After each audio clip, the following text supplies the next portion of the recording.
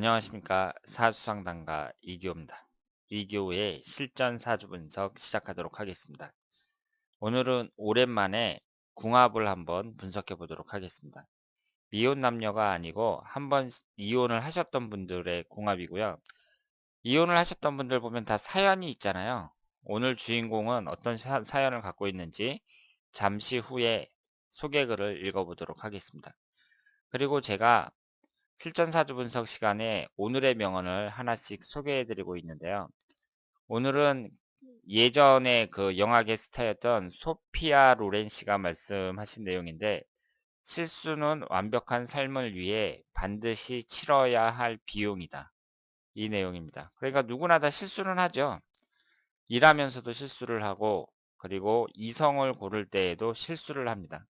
하지만 이 실수라는 것이 그 좀 더 행복한 삶을 위해서 꼭 치러야 할 비용이라는 거, 이 점을 꼭 명심을 하시길 바라겠습니다.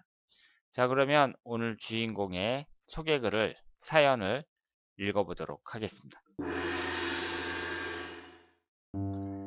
선생님, 안녕하세요. 재혼 상대와 궁합이 궁금하여 신청합니다. 저희 두 사람은 이혼한 지 각자 3년 정도 되었습니다. 모임에서 만나 좋은 인연을 유지하고 있습니다. 남자분은 현재 교육 공무원이에요. 전처의 사치로 남은 재산은 많지 않고 약간의 당뇨가 있어 평생 관리를 해야 합니다. 장남이면서 효도도 잘하고 두 딸을 둔 자상한 아빠입니다. 직장 생활도 잘하는 사람이고요. 저는 일반 직장 생활을 하며 아들 둘을 두고 평범하게 삽니다. 물론 빚은 없지만 그렇다고 재산이 많은 것은 아니에요. 이 사람과 제가 가진 건 없지만 5년 후에 같이 살아도 괜찮을지, 아니면 제가 많은 상처받기 전에 그만두어야 할지 고민입니다. 자, 그러면 오늘 주인공의 사주를 분석해 보도록 하겠습니다. 이쪽이 남자분의 사주고요. 이쪽이 여자분의 사주입니다. 이 남자분은 이혼한 지가 3년 정도 됐고요. 현재 교육직 공무원입니다. 그리고 딸 2명을 두고 있습니다. 그 전처의 사치가 심해서 그 이혼을 했고 지금 남은 재산이 별로 없다고 하셨어요. 그리고 여자분은 아들이 2분이 있고요. 이혼한 지 3년 정도 됐고 일반 직장에 다니고 있습니다. 그러면 남자분의 사주부터 한번 보도록 하겠습니다. 남자분이 을사년 무인월 을사일 갑신시 이렇게 되어 있고요. 오행의 구성을 보면 목기운이 넷, 화기운이 둘, 토기운이 하나, 금기운이 하나, 수기운은 없습니다. 여자분은 기유년 무진월 기미일 을해시 이렇게 되어 있고요. 목기운이 하나, 화기운은 없고 토기운이 5개, 금기운이 하나, 수기운이 하나입니다. 그러면 이 두 분의 사주에서 우리가 공통점을 하나 찾을 수가 있는데요. 비견겁재가 두 분 다 강합니다. 남자분은 목기운에 해당하는 비견겁재가 월지 포함해서 4개나 되고요. 여자분은 토기운에 해당하는 비견겁재가 월지 포함해서 5개나 됩니다. 그러니까 두 분이 자존심이나 고집이 보통 센 게 아니다. 이렇게 볼 수 있고, 남자분 같은 경우는 공무원이라고 하셨잖아요. 그러니까 이 공무원 같은 경우는 정년 퇴직할 때까지 직장 다니는 분들이 많이 계신데, 이렇게 이제 여자분 같은 경우 비경겁제가 이렇게 강한 사람들은 일반적인 직장 생활은 잘 안 맞는다고 봐야 돼요. 물론 직장 생활이라는 것도 그 분위기가 어떠냐, 어떤 직장이냐에 따라서 좀 다르겠지만 대체적으로 안 맞는다고 봐야 됩니다. 이 남자분 같은 경우는요, 일부 종사가 상당히 어려운 사주라고 볼 수 있는데, 이렇게 비경겁제도 강하면서 일주와 연주가 똑같습니다. 을사라는 이 기둥이 똑같은 기둥이 2개가 있죠. 그래서 제가 누누이 말씀을 드렸습니다만은, 비경겁제가 이렇게 많은 사람들은 이혼을 하거나 부인과 사이가 나쁜 경우가 대단히 많고, 노처녀, 노총각도 많다고 말씀을 드렸습니다. 게다가 이분은 일주와 연주가 똑같아요. 이런 분들은 그 10년 대운이 기가 막히게 흐르지 않는 한 배우자와 좋은 관계를 유지하기가 어렵다고 말씀을 드렸습니다. 게다가 이 남자분을 보면 지지에 인신사 삼형살을 깔고 있어요. 지지 네 글자가 전부 역마살로 돼 있고요. 인신사 삼형살을 깔고 있습니다. 삼형살이라는 것은 사주명리학에서 가장 안 좋게 보고 있는데, 이것을 일지에 깔고 있으니까 이분의 인생 자체가 그렇게 순탄하게 흘러가기는 어렵다, 이렇게 말씀을 드릴 수 있겠습니다. 이 여자분을 보면은요, 비경겁제가 너무 많습니다. 그래서 이런 분들은 어렵죠. 어렵습니다. 비경겁제가 이렇게 강하면 좋은 관계를 유지하기가 좀 어렵다고 말씀을 드릴 수 있습니다. 그런데 이 여자분은요, 흘러가는 대운은 괜찮다고 봐야 돼요. 지금 49세니까 계유대운이 시작이 된 지 2년밖에 안 됐고요. 이 계유대운은 그 재성운하고 식신상간운에 해당하는 대운이니까 용신에 해당이 된다고 볼 수 있죠.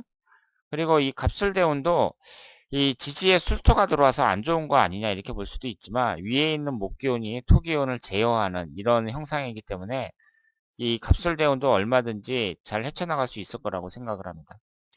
이 남자분 같은 경우는요, 55세 임신대운, 이때가 신금이 들어가면서 삼형살이 형성이 된다고 봐야 돼요. 그러니까 55세에서부터 64세 사이에 건강 특히 주의하셔야 됩니다. 그런데 지금 당장 재혼하는 게 아니라 한 5년 정도 후에 재혼할 생각이다, 이렇게 말씀을 하셨거든요. 그러니까 남자분한테는 계유대운보다는 임신대운을 좀 눈여겨봐야 된다고 말씀을 드릴 수 있고요.